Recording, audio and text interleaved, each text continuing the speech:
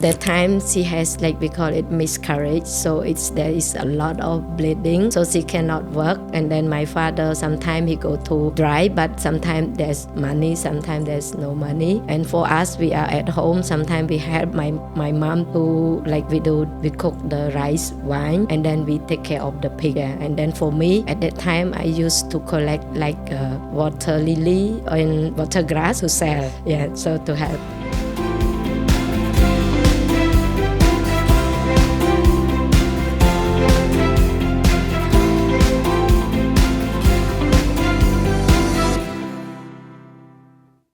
Welcome to the ICF Cambodia podcast. Today, I have Sibimol here with me. She is our medical advisor, and she has an unbelievable story how she grew up and where she is now. An absolute sunshine every time I see her.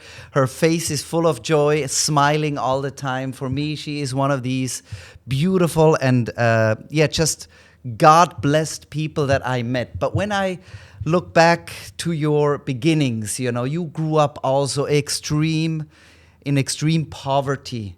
Your parents had not a good start. Tell us about your situation, your parents and your siblings. Yeah, I have 3 sisters and 1 brother, so we are 5 in the family. Yes, and my father he was the teacher before, and then after that he stopped from that one. He worked as he do everything like even taxi driver, and then he sometimes he driving the big truck to carry the wood. Yeah, but it's and also the latest he worked as the police. I like policeman, yeah, but like it's not in public. Yes, yeah. And then my mom she just stay home. Sometimes she do a small business, making something to sell to support the family. And your family did not have a refrigerator. Your siblings were always trying to get some food. What does this look like? What did you eat? Yes, we like my mom like always prepare well food for us. You know when we until now I still remember some food that my mom make. Even though she collects the leaf of the radish, like they plant and then they get only the root and Yes. then the leaf they throw it. So my mom collect it and then she will cut it and make it as a pickle. So we really like it, even though there's no meat. And then I remember when we were young, the food, when if they put a big plate of food, we all 5 of us eat not enough. But when they cut it into small piece, the meat, and then they contribute one small piece, we all eat and then left over. Even leftover. That's like Yeah, a because miracle. we, Yes. we eat rice and then we keep little meat only. But if we put together, we like to eat everything. Right, Yeah. right. Yeah. You told me that your father had also difficulty with keeping a job and creating money. Yeah. Was there often like fighting in your family when you grow up? I often I never saw my mom and dad fighting. Yeah, there are sometimes they are quarreled. Yes. Yes. So there is a time that they did not talk to each other, and my father he sick, and then I always teach my mom, your husband get sick, go and see her, yeah, see him. But that we go do massage or something to Help my him. father. Yeah, yes. And then your mom got sick. What was this situation like? That time she has like we call it miscarriage, so there is a lot of bleeding, so she cannot work. And then my father sometimes he go to drive, but sometimes there's money, sometimes there's no money. And for us, we are at home. Sometimes we help my mom to like we cook the rice, wine, and then we take care of the pig. Yeah, and then for me at that time I used to collect like the water lily and water grass to sell. Yes. Yeah, so to help. Just the to family. make a little money to survive. Yes, yes. You were able to complete your school and become a nurse.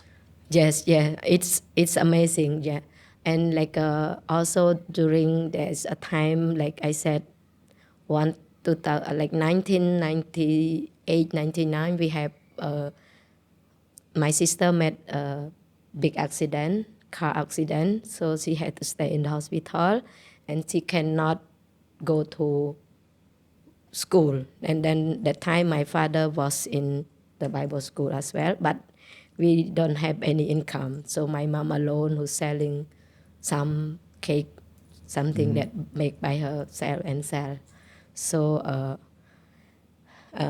yes, it was that time also when my sister got accident. They also like they have some a little bit income. So in that time, my father he tried a lot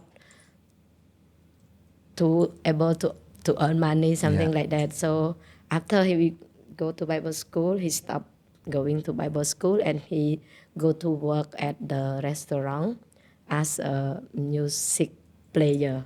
He's Oh, good a in music playing player. music. Oh, Yes, wow. yeah. So at that time, we are in. I am in a high school.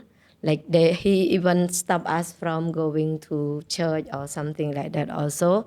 But because there is a time, like I said, 2002 or something like that, I met the church and I studied English with Pastor Daniel that time. Because it was Yes, free. yeah, yes, it was free in the church, and Yeah. yeah, and then I start to go, and then in 2003 I start to know more about God and accept God as my Lord and Savior. And that Yes, changed your life yeah, it's forever. changed my life, and then that time also that I asked that if I can go to Bible school, so the church also sent me to study for 3 years in the Bible college. So you Yes, know about the Bible, you know about medicine, and then you yeah. started to work for ICF. Let's talk about this for a moment. We always have on Sunday morning our first aid station, and I see you there, and there is kids coming, and they have little wounds and stuff. I think sometimes the kids just come because they want to be taken care. Do you feel the same? Yes, I feel the same. Some of them they even come and teasing said they have no wound or something. They always said, "Oh, teacher, I have wound or something like that." They just Actually, want they to. to have fun. They saw what we are doing. Yeah, they Yes, want to get a care or something from right. us. Yes, And you also feel like some of them, they don't get this at home. yes, I can see it. Yeah. What was some of the worst cases that you saw on Yes. Sunday morning in Yeah, church? yes, the Sunday morning, the worst case that I said they have accident with the bicycle, they broken the heel, and then it's not only one, many happen with that one. Yes, and I come and see like the wound got infection. Yeah, they did not, some of them, they did not go to hospital or their parent did not treat them well. They instead they use the The, natural the natural, plant or the herbs something, and stuff, yeah. and to put it into the wound. Yes, there is one time that one kid come join the small and then they carry him to me, and then I saw they wrap with a dirty cloth, and then it's they sew. I don't know how many day already, and then Oh, I remove it. I saw the plant, and then there is the worm worm inside. inside the wound. It's Oh so my hurt. Yeah, goodness. yeah. But there's some of the crazy, crazy things.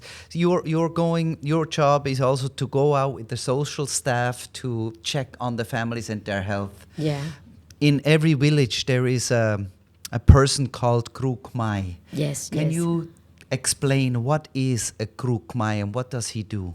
Because that's the person that also helps in health issues. Yes. That the Krukmai, the people they believe that like there is spirit that when they bless or they spit something on them, they will get healed or Like a they will get blessing, better. Yes, yes. a blessing. Yes, yeah. And people have to pay for that. Oh, yes, they have to pay. Yeah. Does it work?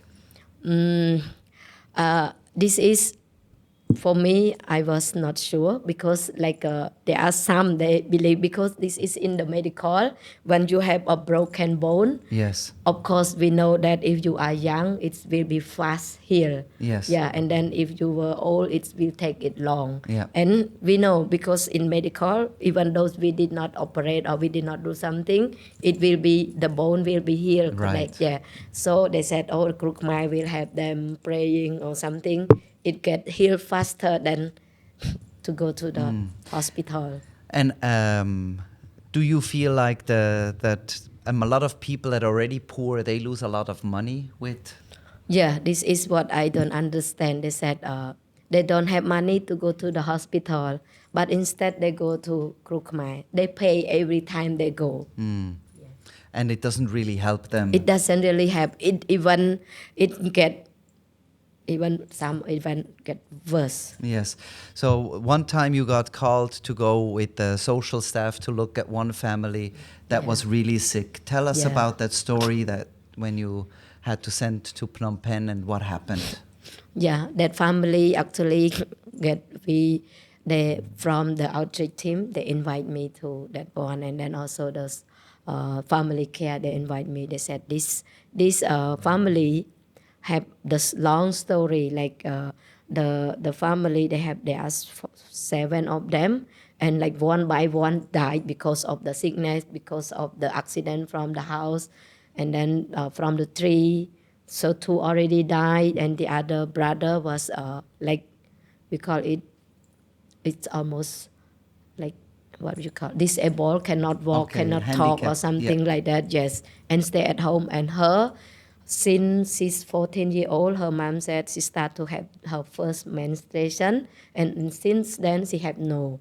And then she have no menstruation, and then her mom it always bring to Krukmai or something like that, so that she will better, but it's not getting better. Yes, and then it's almost 2 years that our family care worker who work with connect with them until I come. They invite me to see and visit them. So Julius and I, we always visit her, and then we send her to many places for check-up, to provincial hospital, and then the latest we send her to Phnom Penh, which called Hebron Hospital. They do even the scan or something. They check, they know, they find that she has the liver cirrhosis stage 3 already. So Okay. it's really difficult. So they treat some. They said there are some medicine it can help the liver at least to get better. Yes. So we spend with her a lot with that, and then she take it for 1 or 2 months, and the families heard something again from the neighbor. They stopped using the medicine from us. They run to Krukmai, far away that we cannot contact them for almost 1 month. When we know, we visit them at the Krukmai, and then sometimes they share that what the Krukmai did. They pray and then they step on the stomach, something like that. Stand on the stomach. Yeah, because because her situation is difficult to pee, even swollen, the leg got swollen already. So, like because what we were giving the medicine, they said it sometimes help, it sometimes not help. So she said she tried her best. Everybody said this is good. She will run away. Yeah, so she will go there, but it's not helping. And around 1 month, she come back, and then we start to give her chance, also to give the medicine, but it still did not work, not help because it's on and off, something like that. Yes, and after that, the daughter passed away, and then they moved them to Rantai. Yeah, so every time when they move the family to there, we still visit the mother. And then there is a great story that her house is nearby one of the church there. Yes. So they always invite her to the church. So at that time, I asked her how she feel after her daughter passed away, because she believed that the crook might can help, but now it did not help.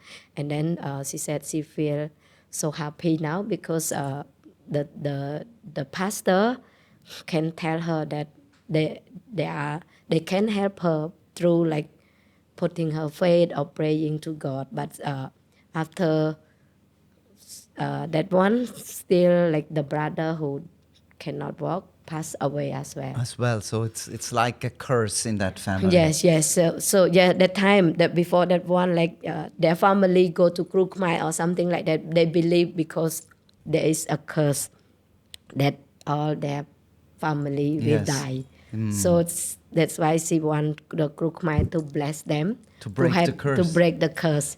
Yes. So that time they spend a lot, but they said, "Oh, I'm not spend by my own, my relative, because they are also the family. They are afraid it really happened to them. But even those the Krukmai bless them already, but the family still die. Right. Yeah. And what changed now? Yeah, for now, when the latest we visit, she said she's really sure, she's so happy that she believed that God only can help her. Yeah. And she feels that God protects her family and God breaks protect the her curse. family. Yes. I know you love to help people with physical health, but more than that, you love them and you love to help them also spiritually. So you Yes. don't only help, but you also pray. Yes, because there are some family when they have problem, the family care they invite me, so we talk and share about the health, what can they do to help them getting better with their problem, and not only that, we also ask if we can pray, we can share. Sometimes Yes. I share my testimony or something like that, and then they accept, they willing for us to pray, and I even sometimes got the feedback that they really thanks that after I tell them, after we pray, they feel better with that one.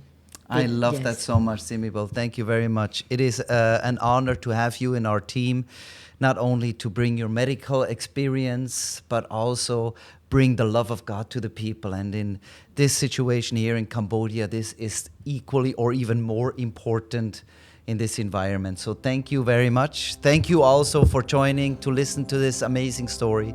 And I hope to see you and that you will join the next time when it says ICF Cambodia podcast, where we hear amazing stories about people that work with us in our team. Thank you for watching. God bless you. Bye-bye.